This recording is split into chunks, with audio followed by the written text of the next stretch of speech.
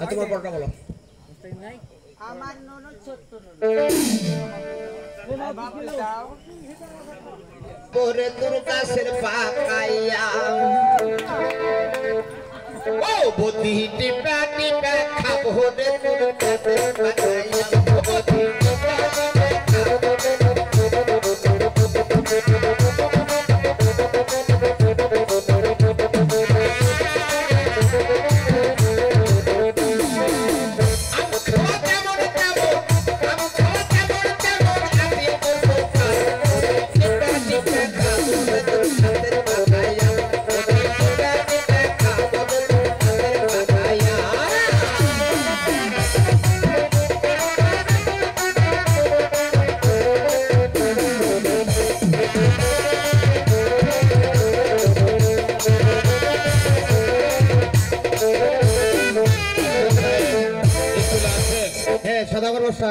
কি মন করে আমার স্কুলে আগমন? আমি এসেছি আমার একমাত্র লখাইকে আপনার স্কুলে ভর্তি করে দিতে। এই তো ভালো কথা। বলুন আপনার স্কুলের ভর্তি ফিস এবং মাসিক বেতন কত?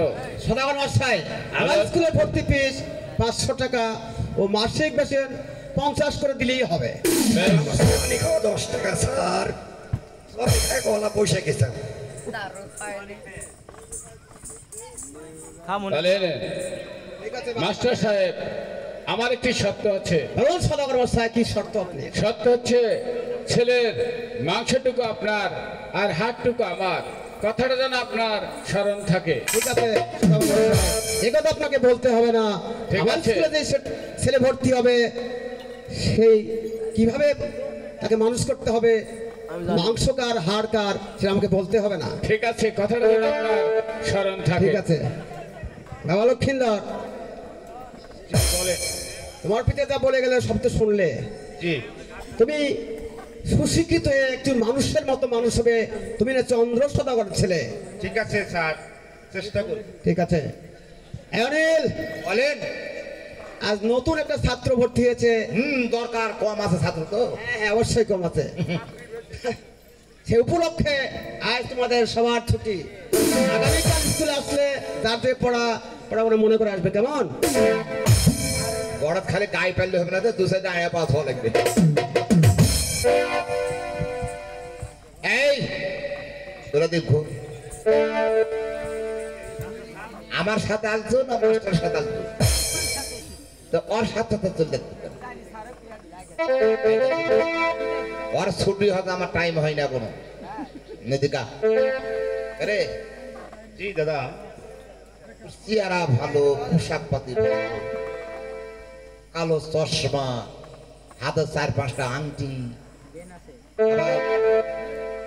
অ্যালবাম না কি বলো, ওটাও ভালো দেখতে।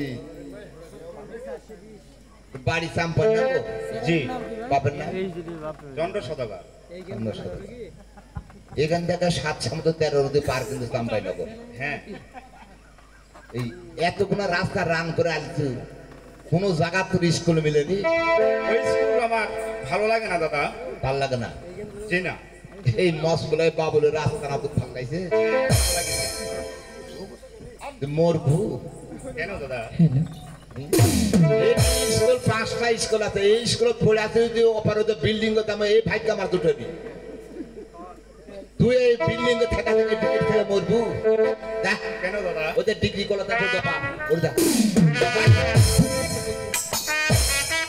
ওরে মাইরো না মাইরো না অনিল পাই ধরে তোমার, মাইরো না অনিল পাই ধরে তোমার।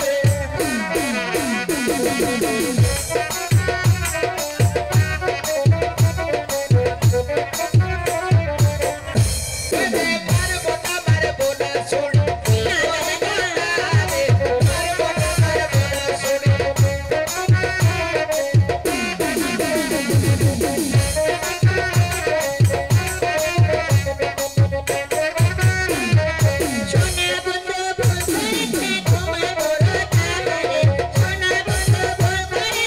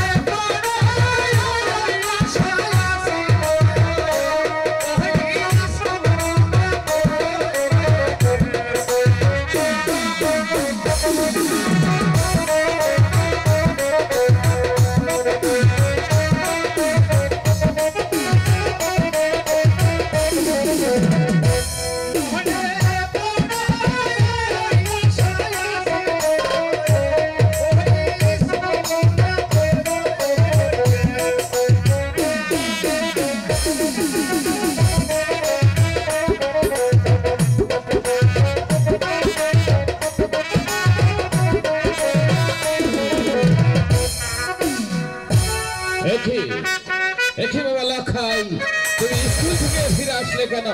বাবা বাবা আমি আর ওই স্কুলে লেখাপড়া করতে চাই না বাবা। তুমি স্কুলে লেখাপড়া করতে চাও না? হ্যাঁ বাবা। তাহলে তুমি কি করতে চাও? আমি এখন বানিশ করতে চাই। বানিশ করতে চাও? হ্যাঁ বাবা। এত ছোট ছেলে হয়ে তুমি বানিশ করতে পারবে? কেন বাবা? চন্দ্র সদাগরের ছেলে হয়ে যদি বানিশ করতে না পারি তাহলে কি কাঠুরার ছেলে বানিশ করবে বলেন? হ্যাঁ, কথাটা তুমি ঠিকই বলেছো।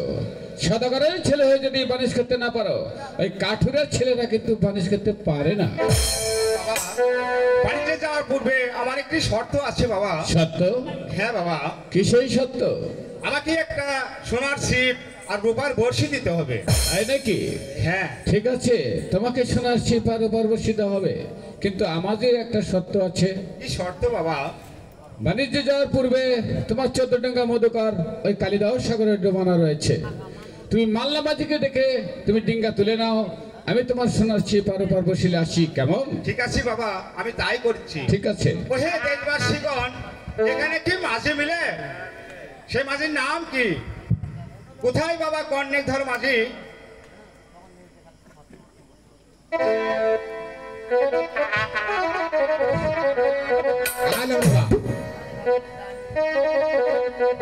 নমস্কার।